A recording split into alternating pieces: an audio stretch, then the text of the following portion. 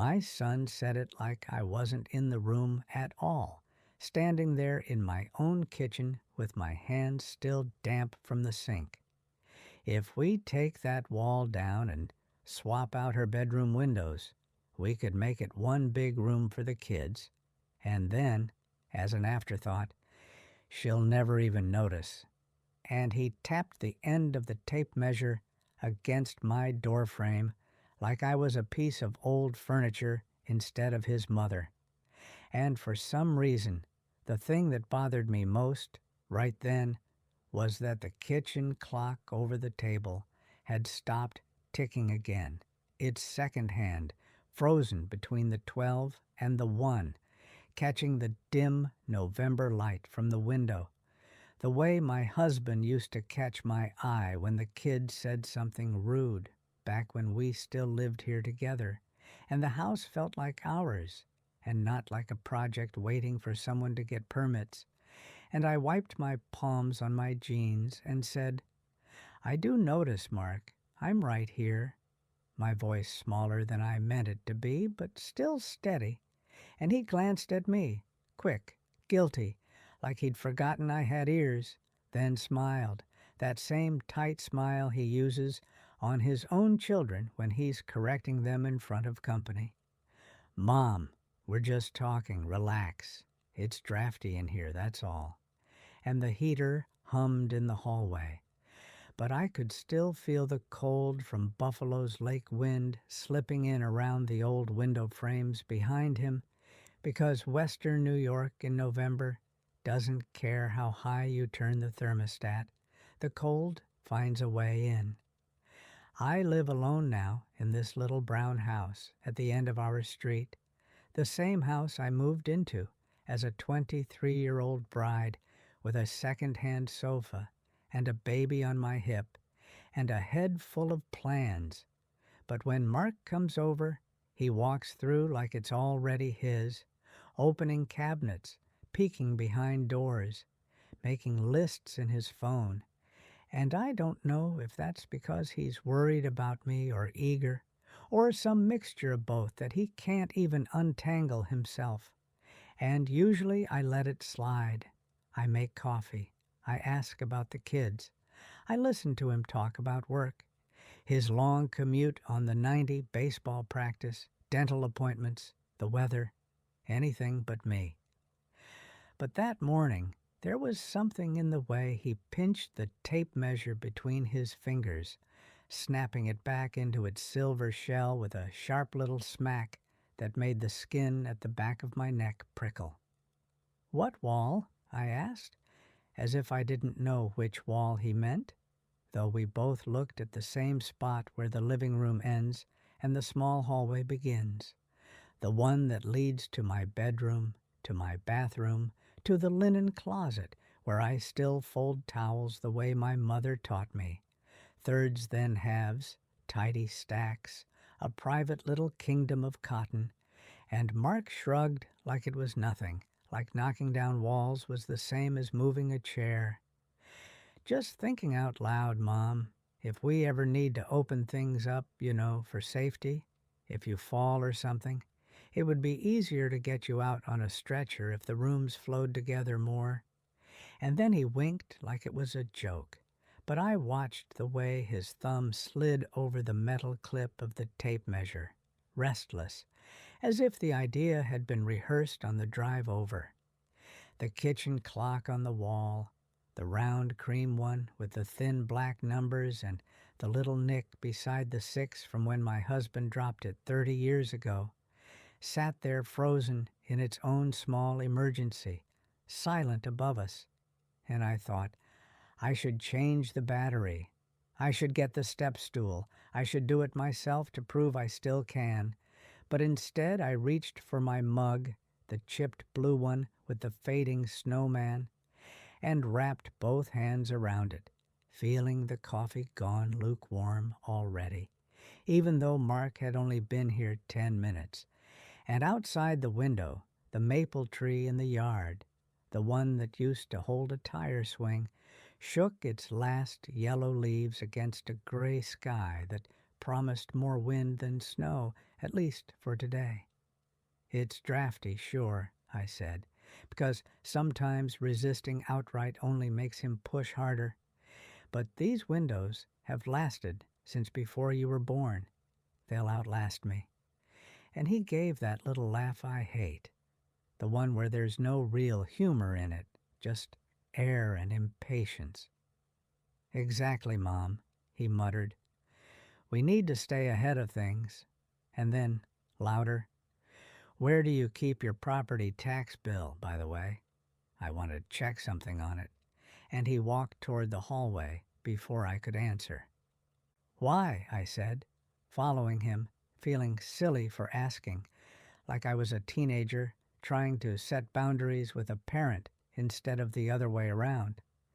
It's in the file drawer where it's always been, and he nodded, already at the bedroom door, which he opened with the casualness of someone who doesn't consider a closed door a statement, just an obstacle.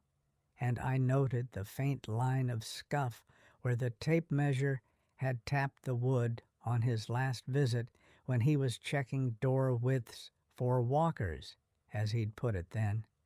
Not that you need one yet, obviously, but it's smart to know.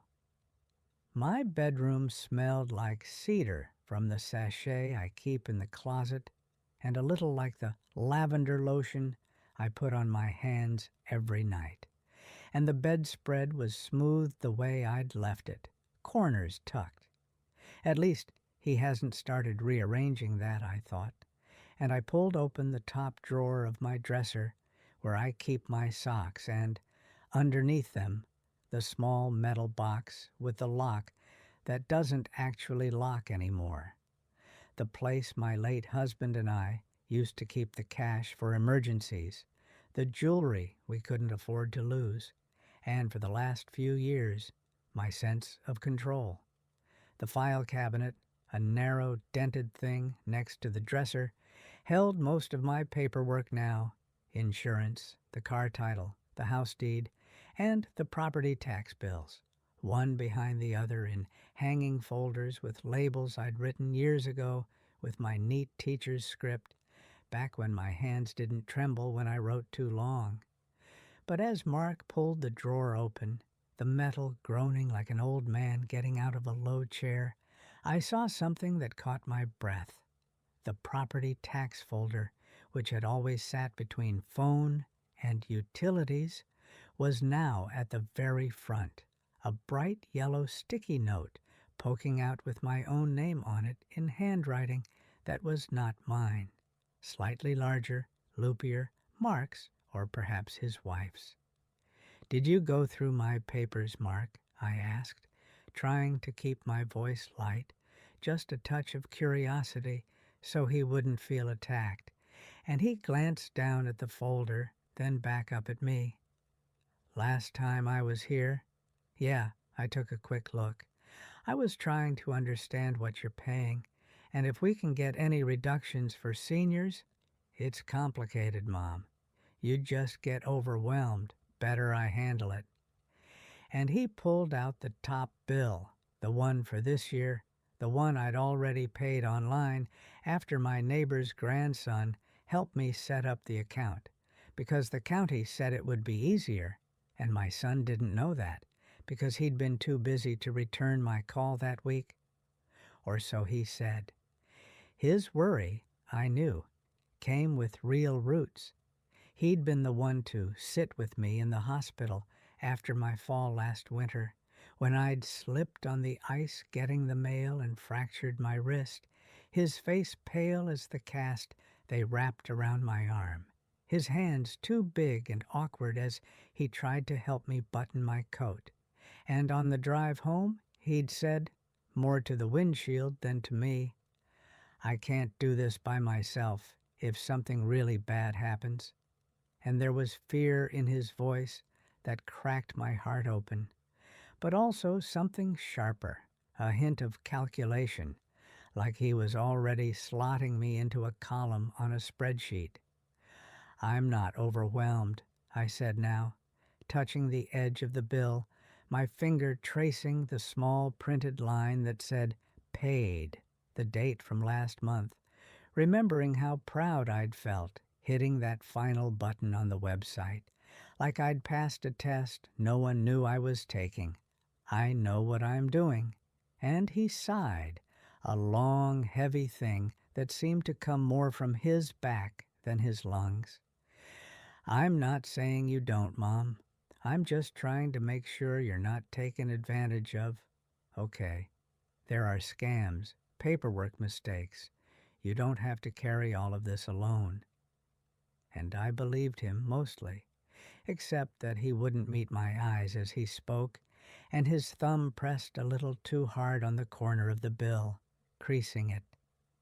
The heater shut off then with a click, leaving the house briefly too quiet, and from the kitchen I heard the faint, absent non-tick of the stopped clock, a silence I suddenly couldn't stand. So I stepped around him, out of the bedroom, and back into the kitchen, pulling a chair beneath the clock and climbing up carefully, despite the dull ache in my left knee, the one that always complains when rain is on the way. And I reached up and lifted the clock off its nail the way I'd done hundreds of times before, feeling the cool metal of its backplate against my hand, the thin ribbon of dust along the top edge. "Mom, what are you doing? Get down. You'll fall," Mark called from the hall, his voice sharp with that mix of impatience and genuine fear that defines so much of the way our children talk to us once we cross a certain birthday, and I felt a small spark of defiance as I stepped back down slowly, both hands on the chair back, setting the clock on the table. "I'm changing a battery, not climbing Everest," I said. And when I sat, my heart beat a little faster, not from exertion, but from the thrill of doing something he wanted to forbid, as silly as that sounds.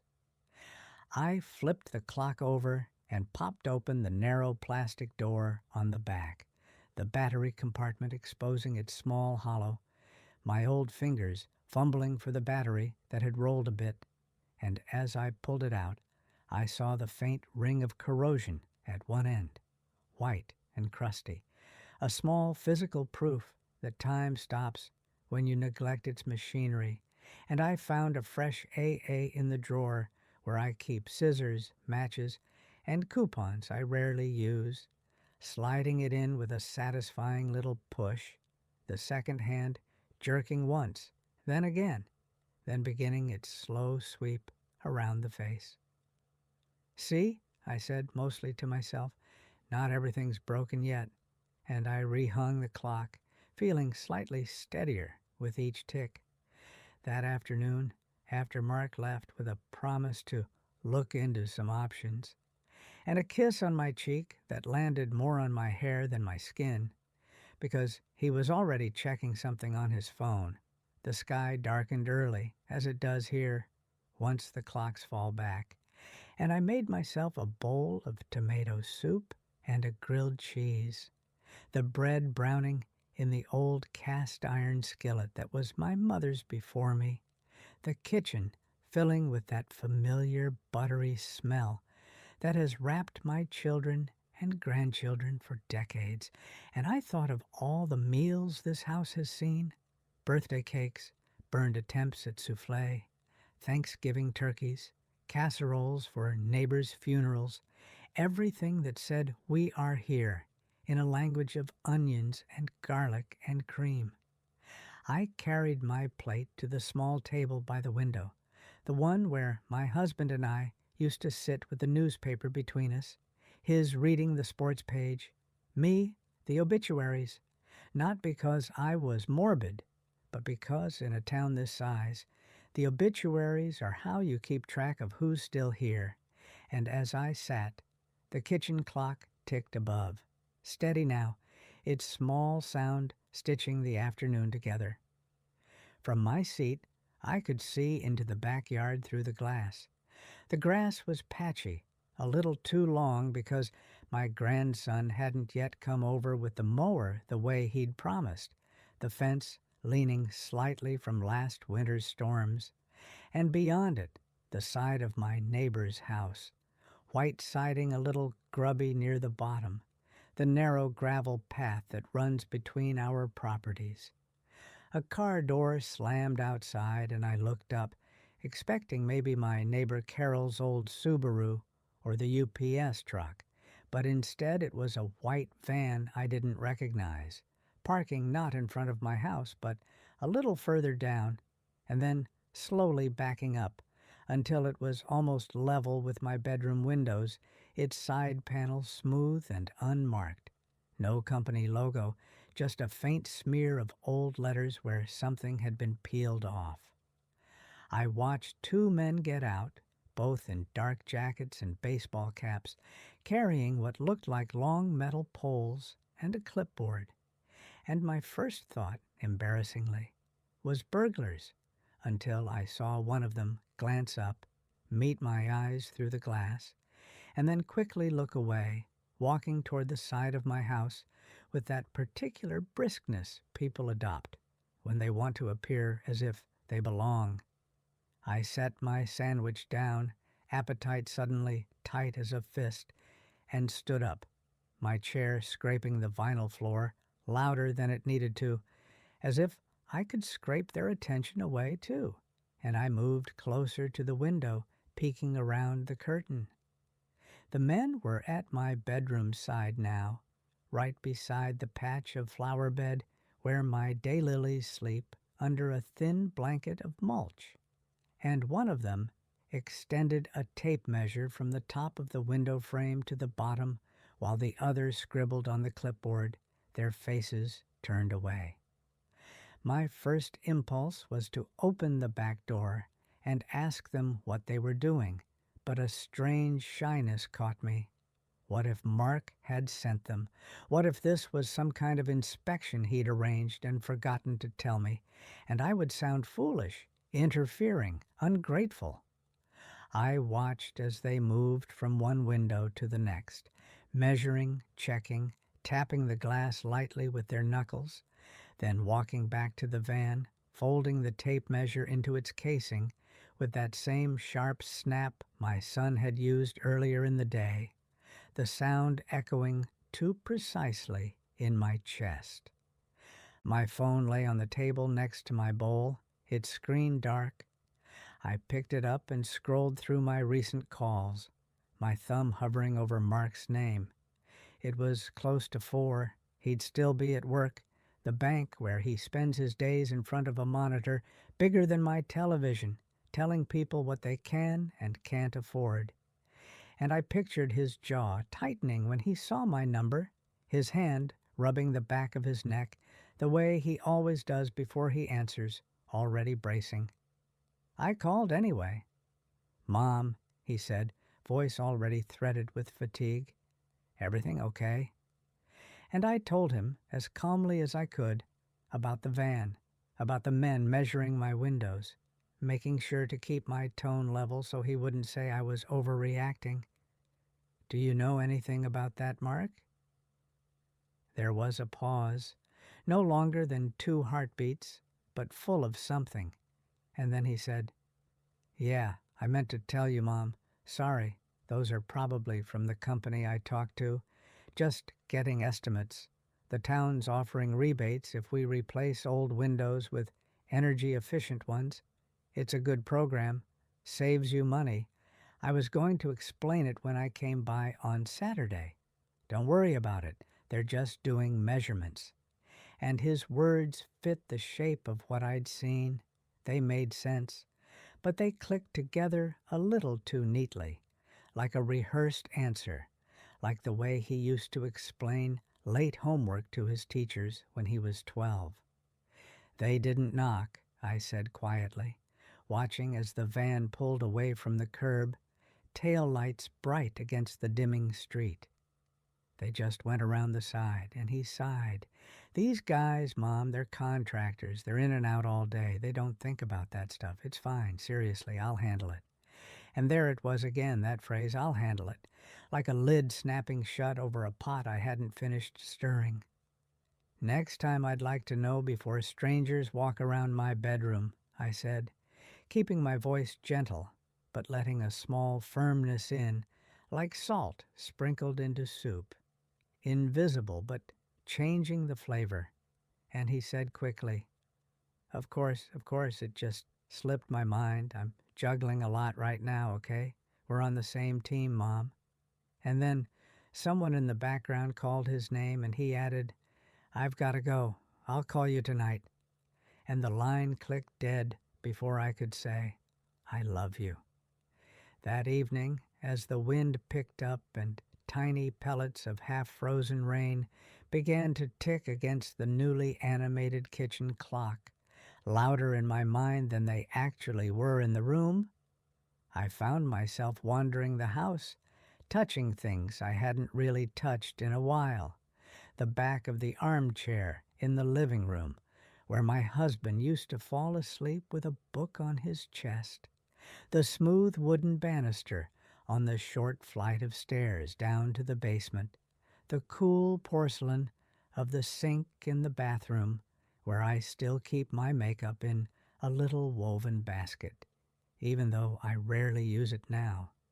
In my bedroom, I stood by the window the men had measured, looking out at the dark wedge of side yard between my house and my neighbor's, the path of compacted dirt where the meter reader walks, and I placed my hand flat against the glass, feeling only the faintest thread of cold seeping through. We used to sit right here, Frank and I, on stormy nights when the kids were finally asleep. The two of us watching lightning crack over the trees, his arm warm around my shoulders. The room lit only by the lamp on the nightstand and the red digits of the alarm clock.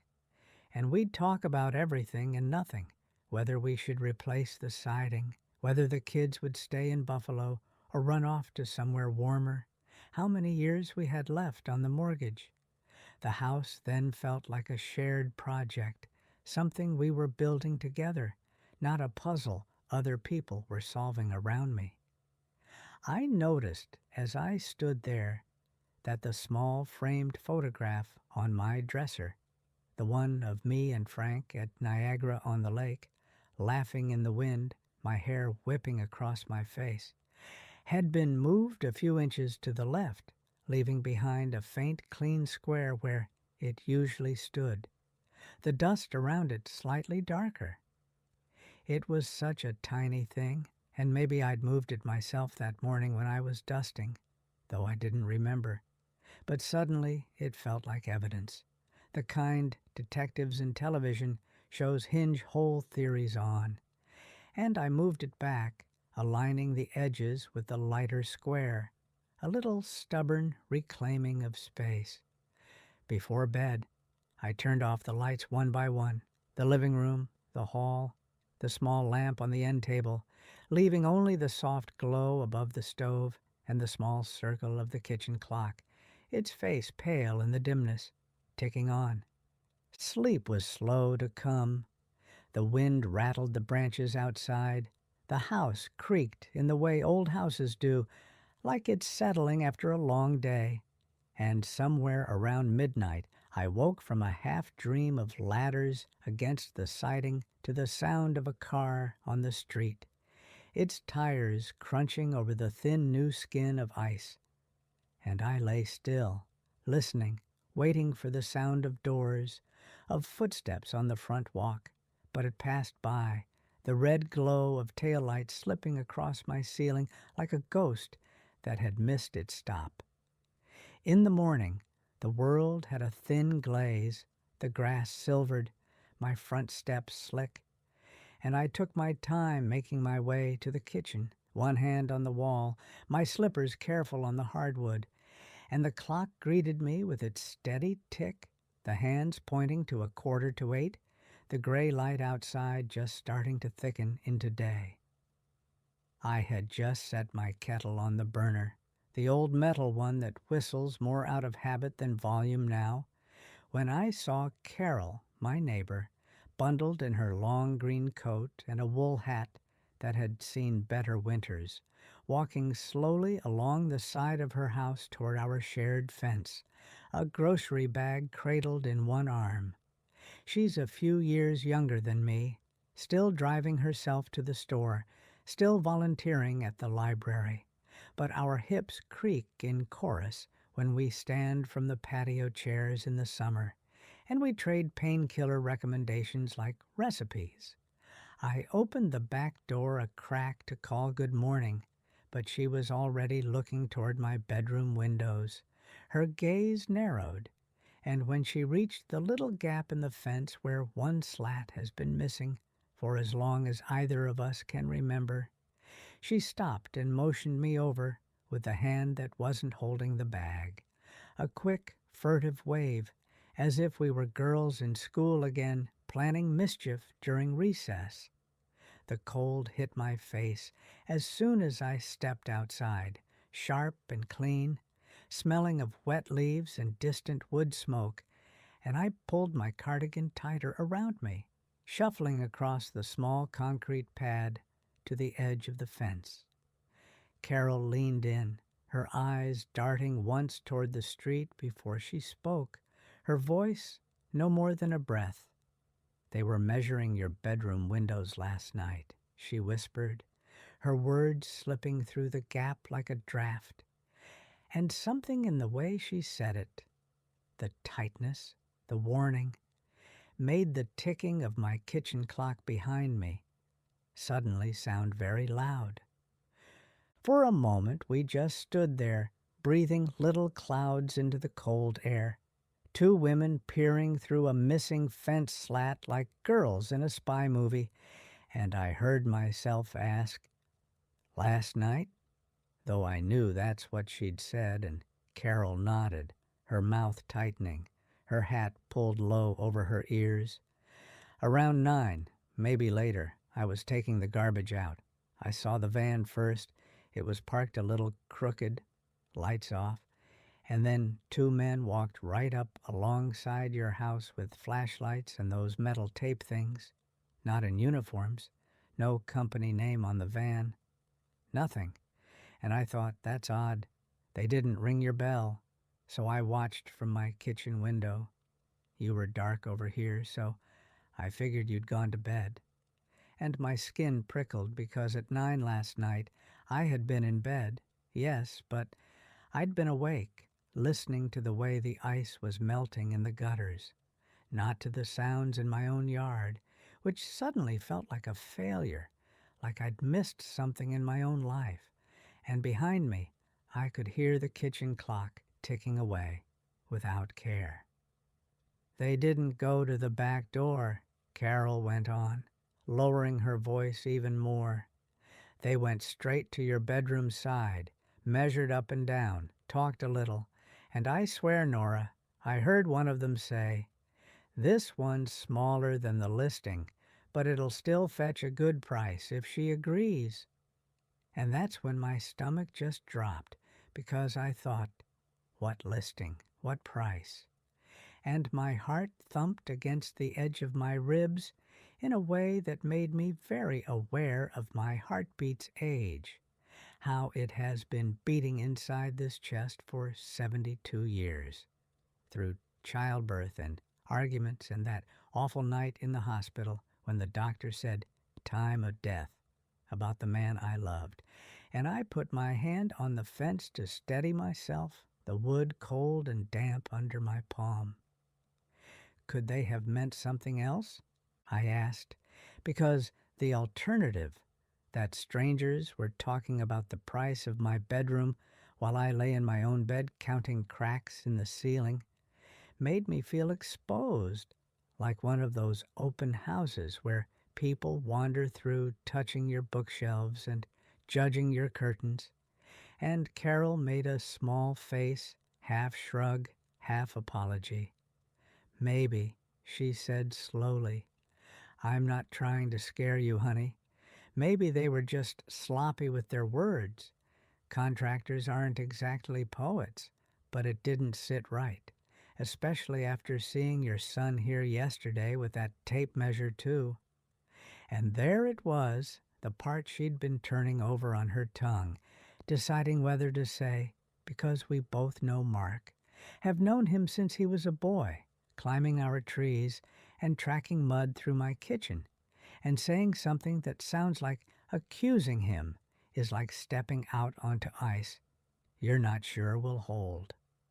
"He said they're getting window estimates," I told her, trying to keep my voice in that steady, practical register that my years as a teacher had trained into me, the one that tells children and parents and principals that I'm a woman who listens more than she overreacts. Rebate program through the town, helps low-income seniors, that sort of thing. And Carol sniffed softly, her breath plume mixing with mine. "Maybe that's all it is," she said, "but I figured if men were talking about your bedroom without you there, you deserved to know." And that simple sentence, spoken over a sagging fence between two modest backyards in a Buffalo neighborhood that most people outside Erie County couldn't place on a map, landed heavier than a lecture from a lawyer ever could. "Thank you," I said, and my voice came out thinner than I intended. But there was weight behind the words. "I appreciate you telling me." And I meant it in a deeper way, too, because it reminded me I wasn't entirely alone inside these four walls, that someone else's eyes were occasionally on the lookout for me.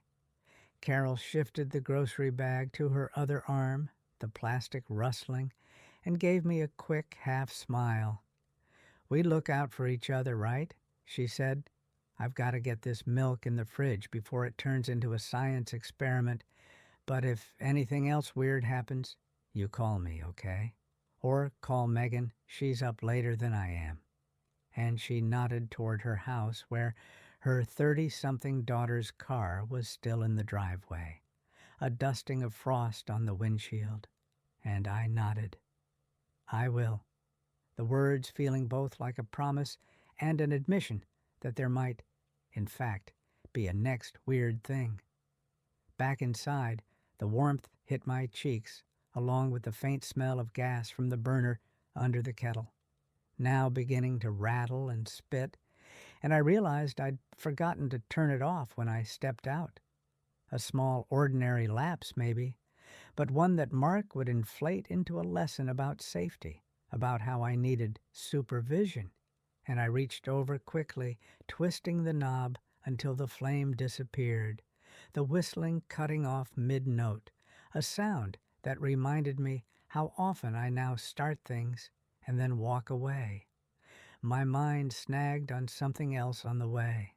The kitchen clock's tick filled the quiet like someone tapping a finger on the table, not impatient exactly, but insistent, and for the first time since I'd replaced the battery, I noticed it was running a few minutes fast. The hands showed just past 8, but my phone screen, when I tapped it awake, said 7:55, and that small discrepancy unsettled me more than it should have, as if time itself were being pushed along without my say-so. I moved to the window over the sink and looked out at the side yard from inside this time, seeing the faint indentations in the crust of frost where the men's boots must have pressed last night, a track of slightly darker ovals leading right up to my bedroom wall, and my chest tightened because the evidence was right there, not in my imagination or Carol's, but etched in my grass. In the reflection on the glass, I caught my own face, the soft lines around my mouth deeper in the morning light, my hair thinner at the temples than I liked to admit, and for half a second I saw my mother's face instead, the way she looked in the mirror at the nursing home the day she told me she didn't feel like she belonged to herself anymore. "They move my furniture without asking," she'd whispered, her fingers worrying the edge of the thin institutional blanket. I wake up in the night and have to reach twice to find my own lamp. And at the time I'd thought, that's such a small thing to get upset over when your body is betraying you. But now, standing in my own kitchen decades later, I understood that small things are often just symbols for larger thefts.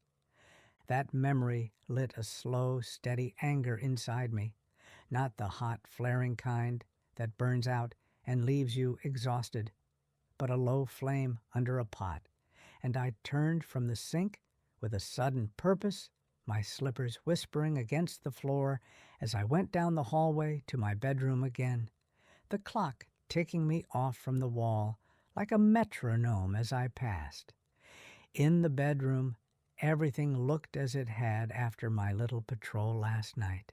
The bed made, the photo of Frank and me restored to its proper spot, the curtains half drawn against the morning light, but my eyes went straight to the file cabinet, the dented metal thing that holds more of my remaining power than anything else I own. I pulled out the bottom drawer this time, the one with the oldest papers, and thumbed past manila folders labeled mortgage, refinance 1998, roof repair 2003. Each label in my own careful handwriting, until I found the one that says deed. My fingers trembled a little as I lifted the document out, more from the ache in my wrists than fear, but the act felt ceremonial, like touching a relic. The paper was thicker than the others, the notary stamp still a crisp raised circle under my thumb, and as I unfolded it on the bed, the familiar names surfaced from the type. Franklin J. Turner and Nora L. Turner, husband and wife, as joint tenants with rights of survivorship. The legal phrase that had seemed so grand and mysterious when we first saw it in the lawyer's office 42 years ago, as if it made us royalty of this modest 3-bedroom with its squeaky stairs and drafty windows. After Frank died, the county had recorded the change, and somewhere down the page, in smaller print, it notes me alone, surviving spouse, the house now in my sole name. And I traced that line with the same finger I once used to trace the curve of his ear when he slept beside me.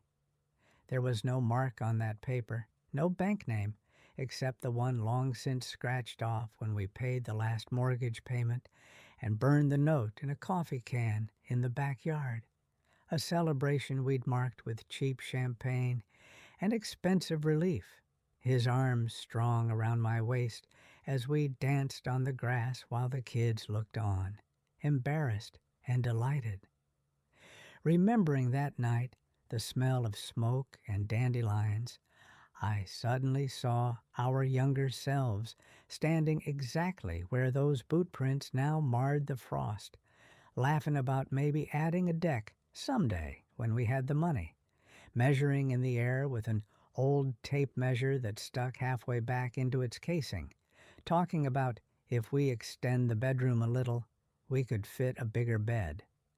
And I felt, as sharply as I did then, the feeling that the house was an extension of us, flexible, changeable, but always ours to decide. I folded the deed carefully and carried it to the kitchen, setting it on the table, right under the clock, its official lines and stamps and signatures looking oddly fragile in the morning light. And as I sat down, I realized that, up until now, I had avoided looking at that paper too often because it reminded me of being the last one left, of the way the word surviving can feel like both a victory and a punishment. Now, though, it felt like proof, like an anchor, like something I might need to hold up if anyone tried to tell a different story about who this house belonged to. My coffee had gone cold again, so I poured it down the sink and refilled the kettle, moving more slowly now, aware of the ache in my hip when I turned. My body was giving its own small warnings, even as my mind cataloged the external ones. While the water heated, I opened the junk drawer by the stove. Every house has one, the place where rubber bands and takeout menus and mystery keys congregate, and rummaged until I found the small spiral notebook with the red cover that my granddaughter had left here one summer, the one she'd used for drawing unicorns and then abandoned when school started. I flipped past her doodles and found a blank page, then fished a pen from the cup next to the phone and, after a moment of hesitation, began to write down what Carol had told me. White van, no logo, 2 men, 9 p.m. Measuring bedroom windows. Heard. Smaller than listing, still good price if she agrees. The letters were a little crooked, my hand shaking just enough to make the ink waver, but it felt important to get it out of my head and onto paper, an action that made the whole thing feel less like a bad dream and more like a solvable puzzle, the way I'd taught my students to underline key facts in word problems before trying to answer. On the next line, I wrote, Mark said, window rebates, estimates, town program, and underlined rebates twice, because I wanted to remember exactly what he'd said, not the softer version my memory might later substitute to protect him or me. The kettle whistled, not a clear shriek, but a raspy, asthmatic sound, and I turned off the burner and poured the hot water over a tea bag in my mug this time. Too much coffee just makes my heart jittery when I'm already unsettled, and watched the color bloom through the water, turning it from pale to amber, the way worry had been seeping through my morning.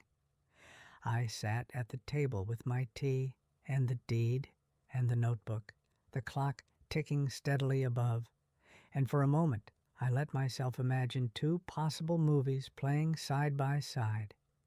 In one, Mark is simply doing what good sons do, planning ahead, using his financial expertise to make sure I'm comfortable, saving me money with better windows, feeling too rushed and stressed to remember to mention every detail, clumsy in his concern, but essentially decent. In the other, he is quietly rearranging my life without telling me, making choices that benefit him more than me, maybe even listing the house behind my back, assuming he knows best, counting on my confusion or trust to smooth over any bumps. The truth, I suspected, lay somewhere between those 2 films, fuzzier, with scenes that could be interpreted more than one way, and that uncertainty was what gnawed at me. I didn't want to be the kind of woman who sees villains in her own children, who clutches at property as if it's more important than people.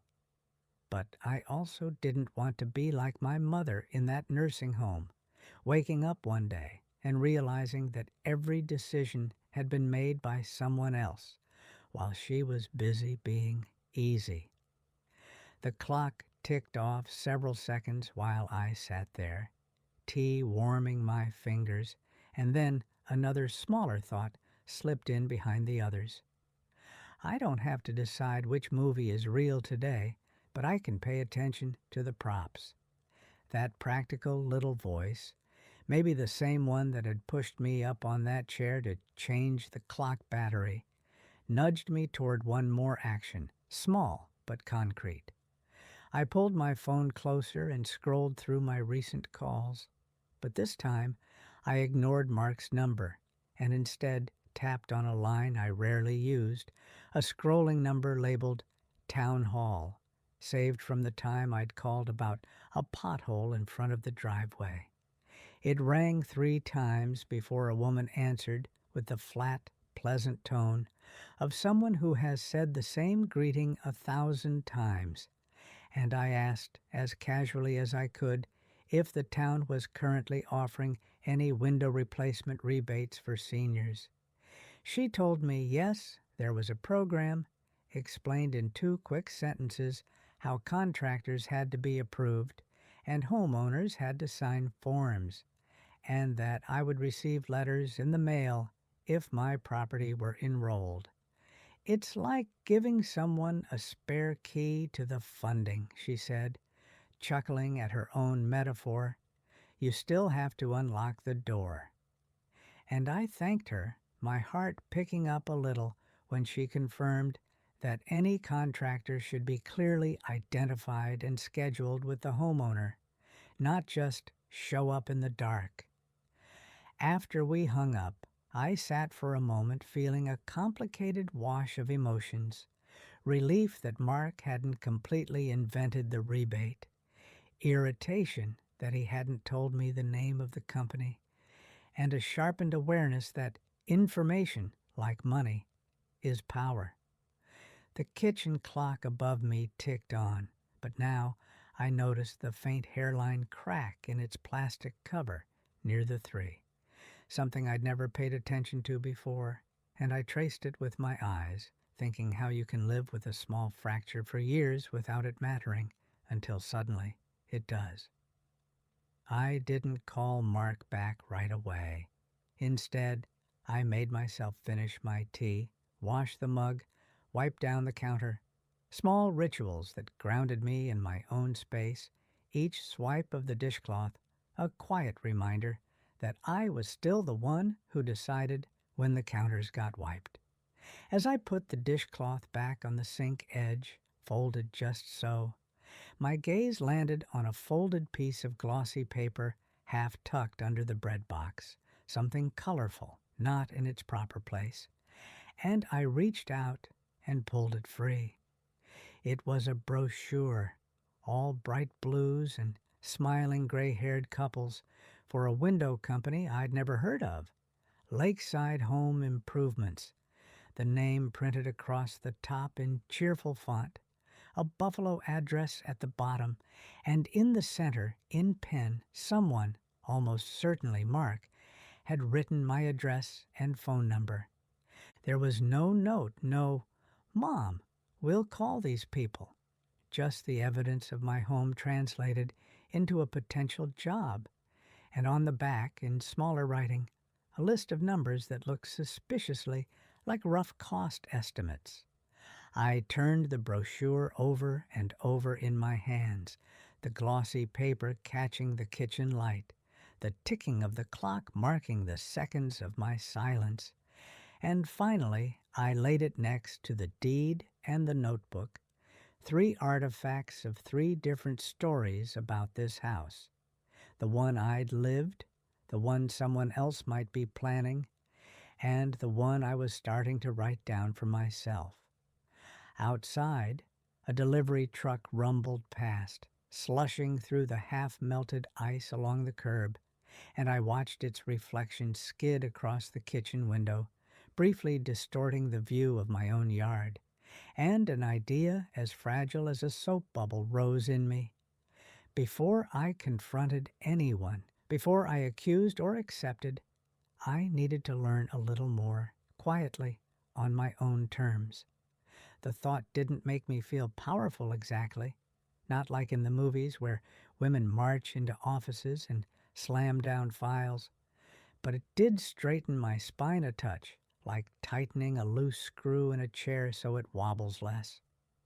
I glanced up at the kitchen clock again, noting how its hands, a little fast, seemed eager to rush me toward the next hour, the next conversation, the next decision, and for once I decided not to chase it.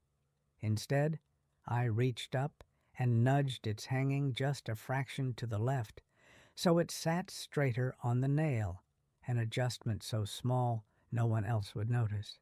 But to me it felt like a quiet promise to myself that I didn't have to stand exactly where someone else had left me. After I nudged the clock that tiny bit to the left, I realized my hand was still raised in the air, fingers brushing empty space, as if I were about to straighten something else that no one else would ever notice. And for a second, I stood there, frozen, listening to its new, slightly different tick, the sound now just a hair closer to the stove than it had been an hour before. And I thought, if such a small shift can make me feel different, maybe a few more small shifts are possible too. Nothing dramatic, nothing movie-worthy, just enough to remind myself that this is still my kitchen, my house, my life. So instead of sitting back down and letting my thoughts spin like the clothes in the dryer, I reached for the phone again, this time turning the brochure over until I found the customer service number printed in tiny blue letters along the bottom edge. And I dialed it before I could talk myself out of it, the plastic of the handset slightly warm from my grip. There was the usual automated woman's voice, the one who sounds like everyone's overly cheerful niece, telling me to press 1 for sales, 2 for billing, 3 if I was an existing customer. And I pressed 1, my thumb feeling the little raised bump on the key, the kitchen clock ticking overhead like a metronome for my nerves, each beat marking the time between me and whoever might know more than I did about my own windows. A young man answered, too chipper for a cold morning in Buffalo, and introduced himself as Tyler from Lakeside Home Improvements, asking how he could make my home more comfortable today. And I almost hung up, suddenly self-conscious, imagining him rolling his eyes at another old lady calling to complain. But instead I said, "My name is Nora Turner. I live on Green Ridge Road, and I believe you have some kind of estimate started for my house. I'm just trying to understand what's going on." And I heard the faint sounds of keyboard clacking through the line, the buzz of other voices behind him, like bees in a hive. "Sure thing, Miss Turner," he said. "Let me just pull that up. Can you confirm your address?" And I gave it, watching my own house through the window as if it might answer for itself. And after a few seconds, he said, "Okay, I see you here. Looks like your son Mark called in last week. He said he was helping you out. We did a preliminary look from the street and an exterior measure last night. You're in our system as a potential full window replacement. Nothing signed, though. You're just in the proposal stage." And that word, proposal, caught me because it sounded so innocent and so planned at the same time, like a surprise party everyone knew about. But me. I swallowed and asked, "Do you usually come after dark to measure people's bedrooms without telling them?" And Tyler hesitated, just a fraction, before launching into what sounded like a practiced explanation. "We've been trying to fit in as many homes as we can before the snow really hits. Sometimes our crews are out later than we'd like. I'm sorry they didn't give you a heads up. They should have. Normally the homeowner is present. But in this case, they had a note that family was handling scheduling. I can log your preference to be contacted directly." Okay, it's kind of like giving someone a spare key but still keeping the front door locked. You should always know who's coming and going. And I liked that metaphor, even if I suspected he'd used it before, because it matched the faint worry that had been fluttering in my chest since Carol's whisper. "So, nothing's been agreed to?" I pressed, wanting to hear it twice, like when a doctor repeats a diagnosis, so you're sure you heard it right the first time. And he said, "No, ma'am, we haven't met with you yet. We'd need your signature on a contract before we ordered anything. And we'd also have you sign the rebate forms. Those have to be done in person. The homeowner's name is on everything." And I let out a breath I didn't realize I'd been holding, some knot in my shoulders loosening just a little at the idea that no one could quietly swap out my windows and bill me later without at least shoving a pen in my hand. "Can you tell me," I asked, whether my name or my son's is on the paperwork you already have." And I heard his keyboard again, the faint tap, tap, tap, underscoring the kitchen clock's louder tick, tick, tick in a strange duet. And then he said, "We've got you listed as homeowner, Ms. Turner, and Mark as family contact. It's a pretty common setup, but if you want, we can remove him or add someone else. Totally up to you." And something in my chest lifted at those last 5 words. Totally up to you, because I hadn't heard that tone from anyone in a while. It seems like once you cross 70, people start using "for you" instead of "with you" when they talk about plans. I thanked him and told him I would call back if I decided to schedule anything, and when I hung up, the silence in the kitchen felt different, less like a void and more like a space I had chosen. And I looked up at the clock again, its hands still running a little bit fast, like an eager child rushing ahead on the sidewalk, and I thought, maybe I can let it be a few minutes ahead, a reminder that I don't always have to be behind everyone else's plans. With Tyler's words still in my ears, I flipped my red notebook open again and added a line. "Window company, nothing signed. I'm listed as homeowner. Mark equals family contact." Seeing it in my own handwriting steadied me, like putting a pin in a map, and I decided that whatever was going on, I wasn't going to confront Mark until I had more than feelings and frost footprints. I'd been married long enough to know that arguments grounded in "you always" and "I feel like" go nowhere, but numbers and names and dates, those you can put on the table and tap with your finger. The rest of the morning passed with little domestic tasks that would look like nothing to anyone else, but feel like small declarations to me. I stripped the pillowcases and set a load of laundry going, the drum thumping rhythmically in the basement like a steady heart. I emptied the small trash cans in the bedrooms and bathroom, tying up the thin white bags with a little more force than necessary. I wiped the inside of the refrigerator door, collecting the sticky ring where a jar of jam had dripped, reminding myself I still noticed the small messes. Once, as I bent down to pick up a sock that had fallen behind the laundry basket, a sharp ache grabbed my lower back, and I had to brace myself against the wall for a moment, breathing through it, and I could hear Mark's voice in my head. "This is exactly why you shouldn't be bending over like that." As if each twinge were a vote in his favor, proof that his plans were necessary. And I straightened with a stubborn little grunt, thinking, my body may be negotiating with age, but it hasn't surrendered yet. Around 11, my phone buzzed with a text from my granddaughter, a rare event that made me wipe my hands quickly on a dish towel so I wouldn't smudge the screen. She'd sent a photo of a pumpkin spice latte in a red holiday cup with the caption, "Wish you could try this, Grandma. It's so good." And I smiled, touched by the thought, even as I imagined her in some fancy cafe near her campus in Rochester, surrounded by laptops and headphones, a world away from my vinyl kitchen chair and chipped mug. I wrote back, "Looks delicious, sweetheart. Maybe we can go together during your break." And she sent 3 heart emojis, which I took as a yes, even though I know from experience that break for her often means sleeping until noon and catching up with friends more than driving back to our little corner of western New York.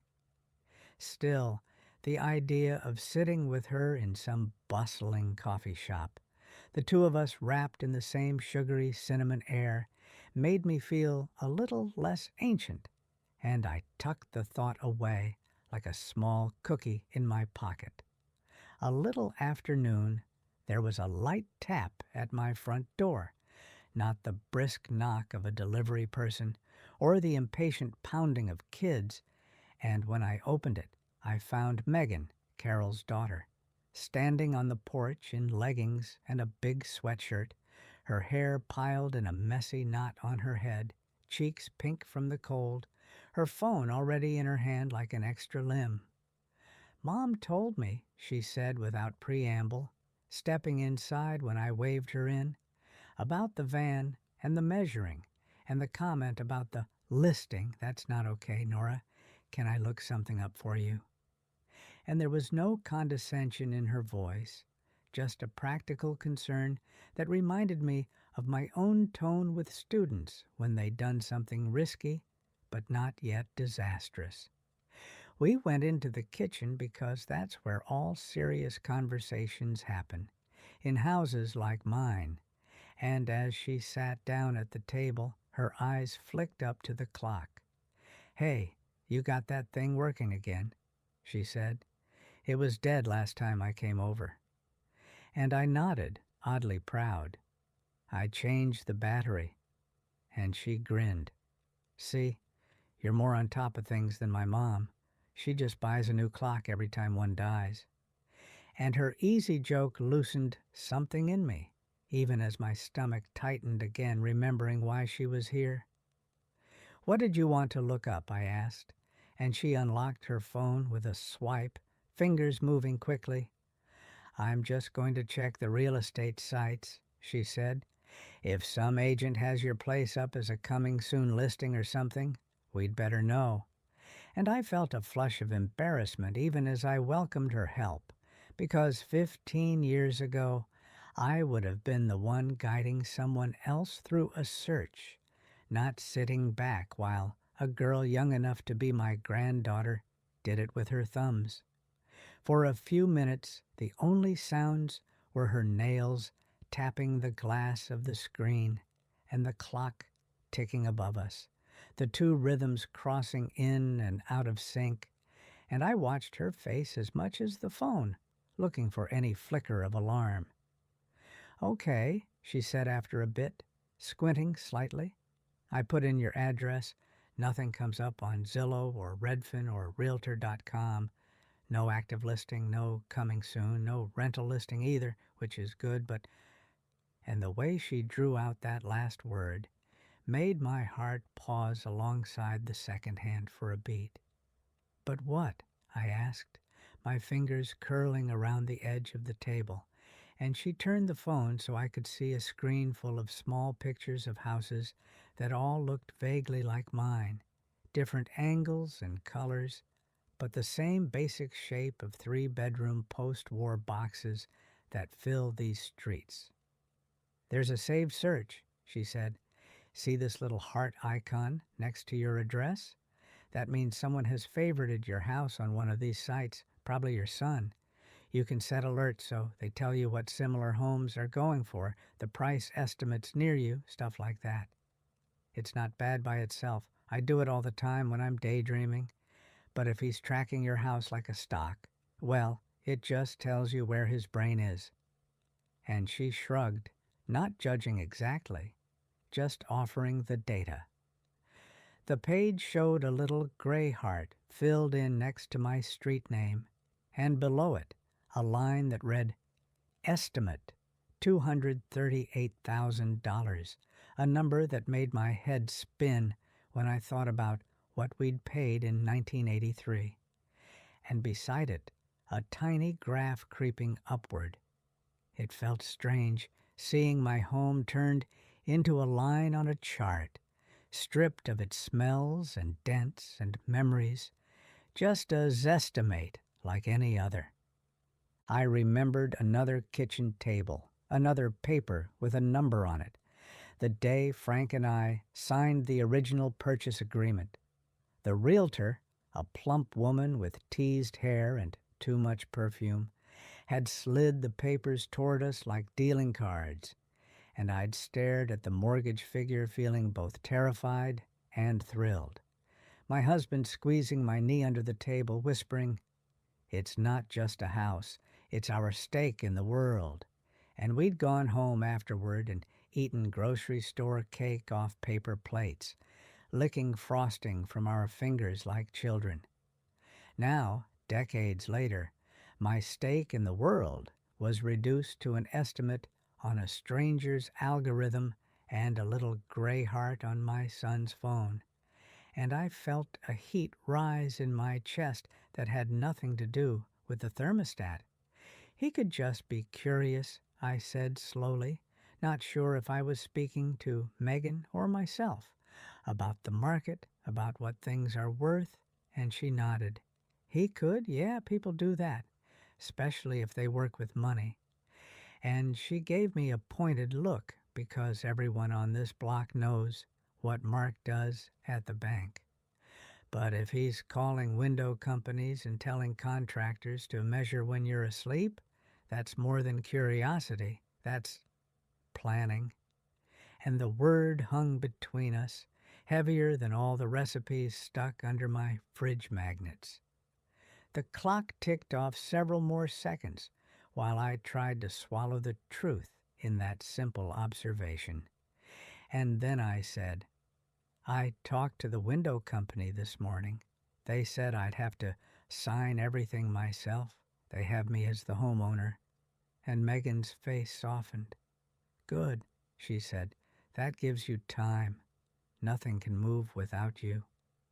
She reached over and touched my hand, her fingers warm and firm on my papery skin, and for a fleeting second I wanted to cry, not because of Mark or the van or the windows, but because of the kindness of this young woman taking time on a weekday to sit in my messy kitchen and look out for me, the way I once looked out for her, when she scraped her knee on our sidewalk and sobbed like it was the end of the world.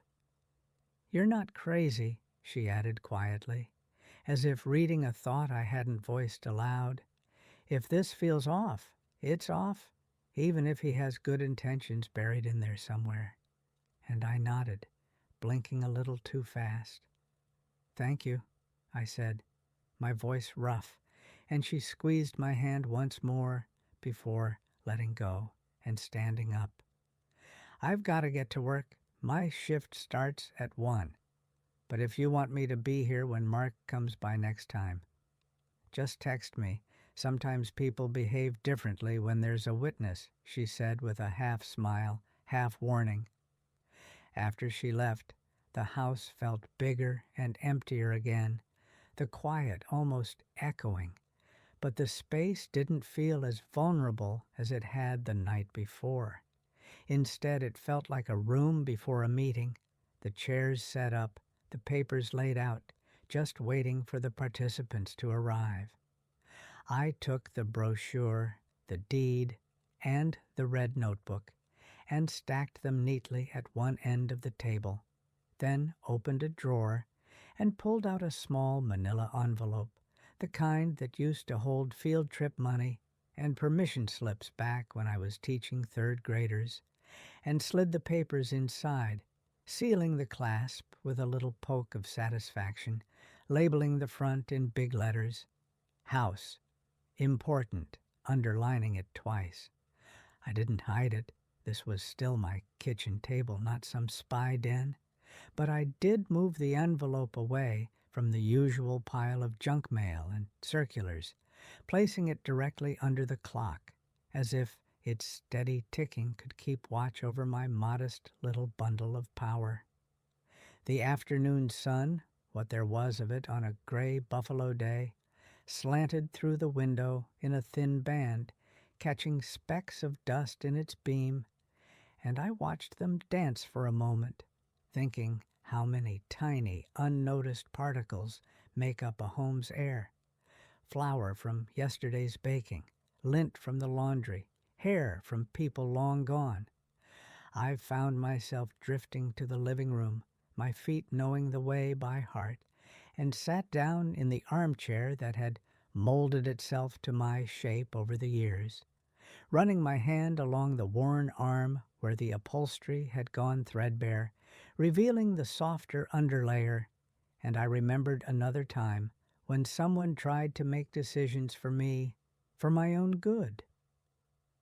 Right after Frank died, Mark had insisted on arranging a meeting at the bank, just to get everything in order, he'd said, and I'd gone along, still numb with grief, still waking up in the night, reaching for a body that wasn't there.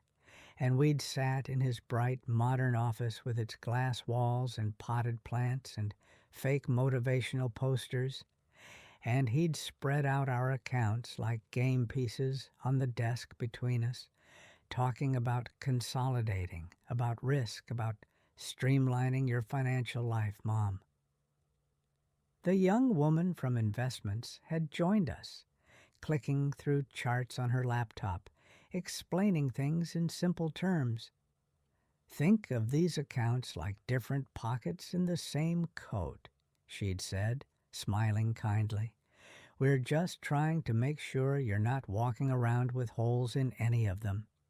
And I'd appreciated the metaphor even as my head spun, the words blurring into a hum while my eyes kept drifting to the window where a bird kept hitting the glass, seeing its reflection and mistaking it for another bird. At one point, I'd signed a stack of papers without reading every line, trusting that Mark had my best interests at heart. And later, at home, when I'd tried to reread them, my eyes had failed me, the print too small, the terms too vague. That feeling of helplessness, of being carried along by a current I hadn't chosen, had settled in my bones for weeks. Remembering that now, I realized that what scared me most wasn't the idea of new windows, or even of moving someday, if I truly couldn't manage the stairs or the snow. It was the possibility of waking up in a life arranged entirely by someone else, every choice presented as a fait accompli, my role reduced to signing and agreeing and thanking people for thinking of me. I glanced toward the kitchen doorway from my chair, catching a glimpse of the clock through the frame, its round face like a small watching moon, and something in me hardened with a gentle click, like the clasp of that manila envelope. It would be easier, I knew, to keep letting Mark handle it, to nod along, to trust that whatever he did came from love, and part of me longed for that ease, the way my mother once longed for someone else to make the painful decisions about when she should stop driving. But another part, the same stubborn streak that had carried me through years of teaching unruly children and caring for a husband through his last illness, refused to go quiet. By late afternoon, the sky had darkened again, the clouds low and heavy, promising either more freezing rain or that peculiar wet snow that melts as soon as it hits the ground.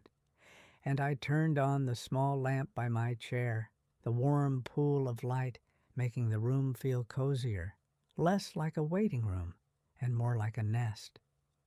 I reached for the TV remote out of habit, but my thumb hovered over the power button and then withdrew. The chatter of game shows and news anchors felt like too much, too many other people's stories when I was still sorting out my own.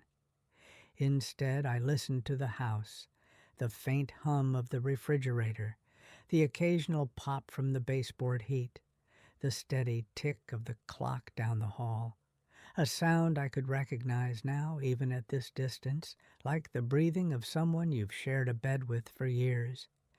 Somewhere in those small domestic noises, a decision formed, not a grand movie-scored one, but a quiet resolve. The next time Mark came over, I would not let his words roll over mine like they usually did. I would ask direct questions, and I would listen not just to what he said, but to what he avoided. And if I couldn't trust my own interpretation, I would call on Carol or Megan or even that friendly woman at town hall to help me decode the answers. The thought didn't calm my nerves entirely. The idea of confrontation, even a gentle one, made my stomach flutter. But it did give my evening a shape, like taking a piece of dough and forming it into a loaf instead of leaving it in a sticky heap.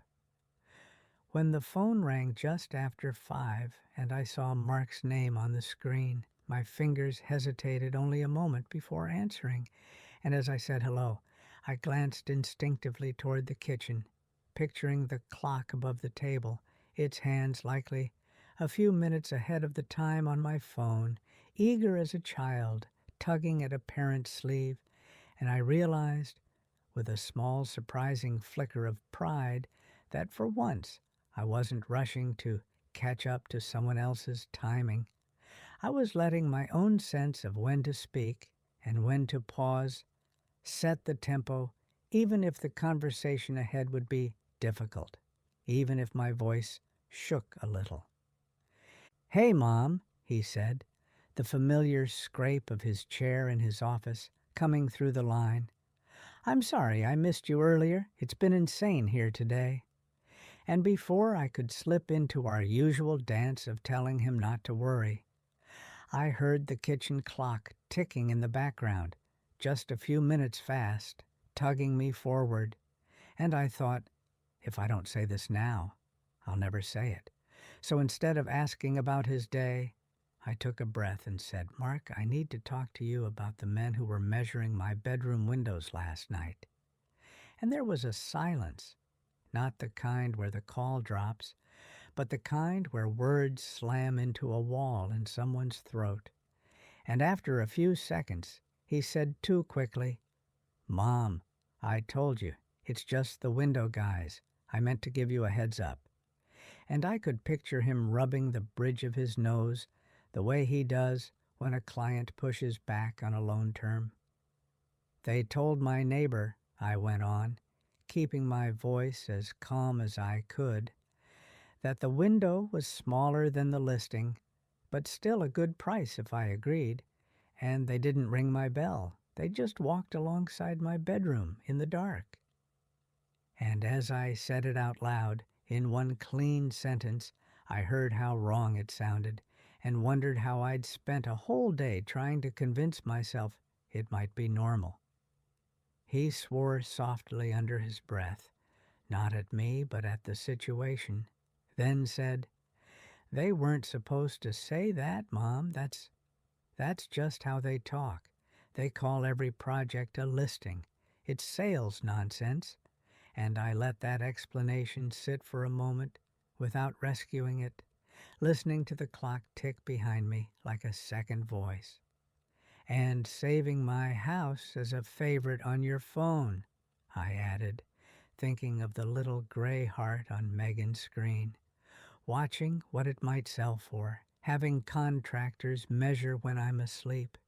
Is that sales nonsense too? Or is that planning to sell something that doesn't belong to you yet? The words came out gentler than they read on paper. I wasn't yelling, I wasn't accusing, but I wasn't softening it either, and I could almost hear his shoulders sag on the other end. "Mom," he said quietly, "I swear I wasn't trying to go behind your back, okay? I've just been looking at options, I guess. Your heating bills are high, the taxes go up every year, you fell last winter, you almost hit your head on the steps, and at the same time we're drowning over here, the kids' braces, college, the roof, the bank might cut my hours, and sometimes I lie awake thinking, what if Mom gets hurt? What if we lose the house? What if I can't keep all of this floating? So yeah, I look at numbers. I look at what your house is worth. I talk to window people. I wondered about selling this place someday and moving you in with us or into somewhere with an elevator. I don't know. I don't know how to do all of it." And his voice cracked on that last part in a way I hadn't heard since he was 13 and broke the neighbor's window with a baseball. Hearing his fear didn't erase my anger, but it shifted it, like sunlight moving in a room.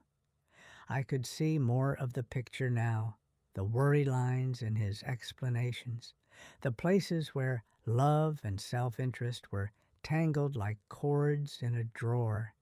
And I said softly, I know you're scared, Mark, and I know you care. But listening to strangers talk about the price of my bedroom while I'm lying in it, without anyone telling me what's going on, made me feel like I was already dead, like I was the last to know about my own life, and I can't live that way. There was another silence, thicker this time, and then he said, I'm sorry, Mom. I really am.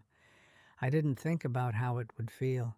I just kept thinking about the numbers and the logistics, and I treated you like a problem to solve instead of like my mother. And I heard the scrape of his chair again, as if he were turning away from his computer, giving me his full attention for once.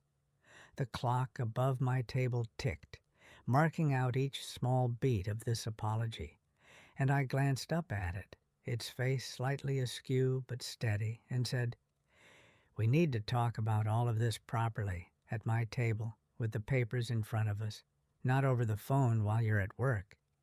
And that tiny, practical request somehow felt bigger than any speech I could have given. Okay, he said immediately. I can come on Saturday. I'll bring the kids, or I can come alone if you want. And I surprised us both by saying, Just you this time. We'll bring the kids into it later, because I wanted to look him in the eye without an audience, without distractions.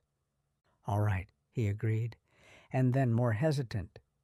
Are you mad at me? And I thought about lying, smoothing it over like I always did, but instead I answered honestly, I'm hurt, and I'm disappointed, and I'm grateful you care, all at the same time. And I could almost hear him nod. Okay, he said again. Saturday, around 10. And we hung up with goodbyes that were softer, more careful than usual, as if we were both handling something fragile. In the 2 days before that Saturday, I did something I wouldn't have bothered with even a few years ago. I took the bus downtown to the community center, where they host a legal clinic for seniors once a month, the kind with coffee in styrofoam cups and flyers about fall prevention taped crookedly on the walls, and I sat across from a middle-aged woman in a navy blazer who introduced herself as Ms. Patel, pro bono attorney, and I laid out my situation in plainer words than I'd used with anyone else, because strangers are sometimes easier to be honest with than family. She listened without interrupting, her pen moving occasionally across a yellow legal pad, and when I finished, she said in just 2 sentences, You still own your house outright, Mrs. Turner, and as long as you have your mental capacity, no one can sell it or sign anything major without your consent. Think of legal authority like a key ring. Right now you're holding the only key that opens your front door. And that metaphor landed like a weight in my palm, solid and cold. She added that we could, if I chose, draw up papers giving Mark a limited power of attorney someday, like giving him a copy of that key that only works when you say it does. But she looked me in the eye and said, You don't have to hand over anything before you're ready. And I realized my eyes had filled with tears more from relief than sadness. I left with a folder of photocopies, a card with her number, and her reminder that writing things down the way you did in your notebook is very smart. And when I walked back into my kitchen that afternoon and laid her card under the clock with the deed and the red notebook, I felt like I'd added another small stone to the wall between my life and other people's plans. Saturday came gray and raw, with a wet wind that rattled the branches but didn't quite bring snow, and I had coffee already made when Mark knocked on the back door, a little sheepish, like a boy who knows he's in trouble but hopes the cookies are still for him. He stepped inside, stamped his boots, and his eyes went straight to the table, where I had laid out the manila envelope, the window brochure, my notebook, and Ms. Patel's business card, all lined up under the watchful circle of the kitchen clock. "Wow," he said, letting out a breath that was half sigh, half laugh. "You've been busy," and there was no mockery in it, just surprise and maybe a hint of respect. "Sit," I said, gesturing to the chair opposite mine, and we both sat, the clock ticking above us like a third party at the meeting. And for once I didn't start with the coffee or the weather. I started with the deed. I unfolded it and slid it toward him, tapping the line where my name stood alone as surviving spouse, and said, "This is my house, Mark, legally and emotionally, and I know that scares you, because it means my safety feels like your responsibility. But it also means every plan about this place has to start with me, not with a listing or an estimate or a contractor in the dark." He ran a finger over the page, then pulled his hand back as if the paper were hot, his ears reddening, and said quietly, "I know, Mom, I do. After Dad died, I watched you carry so much alone, and when you fell last year, I saw the whole thing flash in my mind. You on the floor, me at work, the phone ringing, and I panicked. I started treating your life like it was something I had to get ahead of before it hurt me, before it hurt the kids, and that's not fair to you." I told him about my calls to town hall, to the window company, about Megan checking the real estate sites, and instead of getting defensive, he winced when I mentioned the saved search with the little heart. "That looks really bad, doesn't it?" he muttered, rubbing his forehead. "I swear I wasn't trying to sell the house out from under you. I was just looking at what it could do if you ever wanted to move or if we needed money for care or for the kids. I let the potential dollar signs get louder than your actual voice." And hearing him admit that made my own anger soften around the edges, even as I held onto the core of it.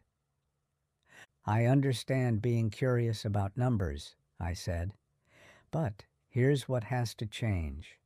No more measurements or meetings or paperwork without me present and fully informed. No more, 'we'll handle it,' like I'm a leaky roof. If you're worried about my bills, we sit down like this, with the papers between us, and we talk. And if I decide to give you a spare key to anything, legal or financial, we do it with someone like Ms. Patel in the room, not over your desk at the bank where your job might color things." He nodded, really nodding, not just bobbing his head to end the conversation, and said, "Okay, Mom, I can do that. I don't want to be that guy who throws his mom's stuff in a dumpster and says it's for her own good." And his voice broke again, and I saw, for a moment, the boy who used to bring me dandelions in a sweaty fist, wanting to make me happy but not knowing how. We talked then about the practical things, heating bills, plowing costs, my fall on the ice.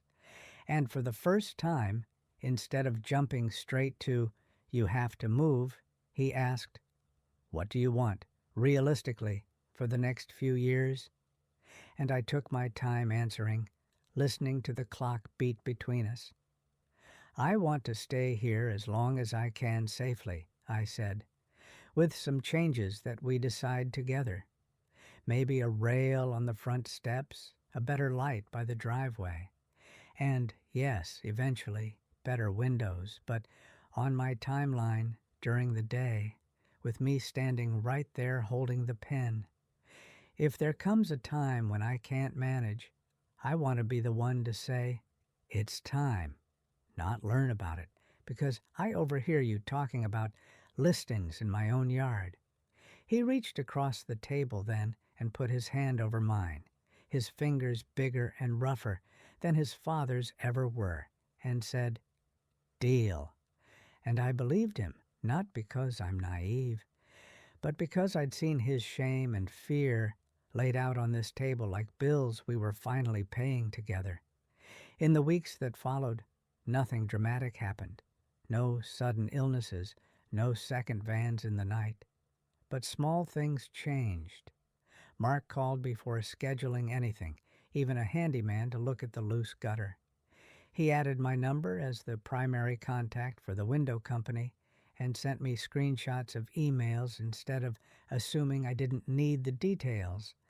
I, on my side, let him set up a simple list of bills on my kitchen bulletin board, with due dates written in big numbers. So if I ever did feel overwhelmed, I could point and say, "Help with this one," without surrendering the whole stack. I met with Ms. Patel one more time and drew up a narrow power of attorney that only kicks in if a doctor says I can't make decisions. And when I signed it, she smiled and said, "You've just arranged your future self a chair at this table." And I liked that image. Me sitting here in my kitchen, even if my memory or knees give out, my earlier decisions speaking for me. One crisp March afternoon, when the snow finally melted into dirty rivers along the curbs and the air smelled faintly of wet earth and exhaust, a different crew from Lakeside Home Improvements came to measure again, this time at 10 in the morning, in bright jackets with badges, after calling to confirm with me personally. I stood beside them in my sensible boots, Mark at my shoulder but slightly behind. And when they asked about replacing the bedroom window, I said, "Yes, but keep it the same size." And they wrote it down without comment, no one mentioning listings or prices within earshot of my pillow. Weeks later, when the new windows went in, I signed the rebate forms myself at this same kitchen table under the same clock, my hand steady as I wrote my name. And for once the only tape measure snapping was to make sure the frame was square, not to silently redraw my life. Now, when I sit in my chair in the evenings and hear the kitchen clock ticking down the hallway, I don't hear it as something chasing me anymore. I hear it as something I tended and set and nudged back into place with my own two hands, a small round witness that I am still here, still choosing, still able to say yes and no in my own house. Emotional reflection. When I think back on those days, what lingers isn't just the cold fear of men measuring my bedroom in the dark. It's that quiet, strange ache of feeling like decisions had started sliding around above my head without anyone bothering to look me in the eye. And I know there are so many women my age who feel that same ache when their grown children talk over them, rearrange furniture, call contractors, or sit in bank offices making plans for mom as if she is a folder instead of a person. Gentle encouragement. If you've ever felt your life being treated like a project, I hope my little steps, writing things down, asking simple questions, sitting at my own kitchen table with papers and a ticking clock, remind you that you're allowed to slow things down, to ask who's measuring what, to invite a neighbor, a daughter, a lawyer, or a kind young professional into the room so you're not facing it alone. And even if your voice shakes the first time, it still counts. Comment invitation and gentle subscribe. Have you ever had a moment where someone made plans around you instead of with you, especially about your home or your future, and you suddenly realized you needed to speak up, even just a little? I'd love to hear how you handled it, or how you wish you had, because sharing these stories helps all of us remember that our lives are not listings and our rooms are not just square footage on a screen. They are where our memories sleep, moral reflection tied to the clock. In my house, the kitchen clock taught me that time feels very different when you're the one changing the battery and straightening the frame. People will keep treating you like background noise if you let them, but the moment you reach up, even with shaky hands, and set things a little more the way you need them, they slowly learn to listen to the rhythm of your time instead of rushing you along to theirs. Did you like the story? And which city are you listening from? Let's meet in the comments. If you like the story, you can support me by sending a super thanks so I can keep bringing more stories like this. Thank you so much for your sweet support. I'm looking forward to your comments on the story. On the screen, you can see 2 new life stories that I highly recommend. There's so much more on my channel. Don't forget to subscribe. See you in the next life story with love and respect.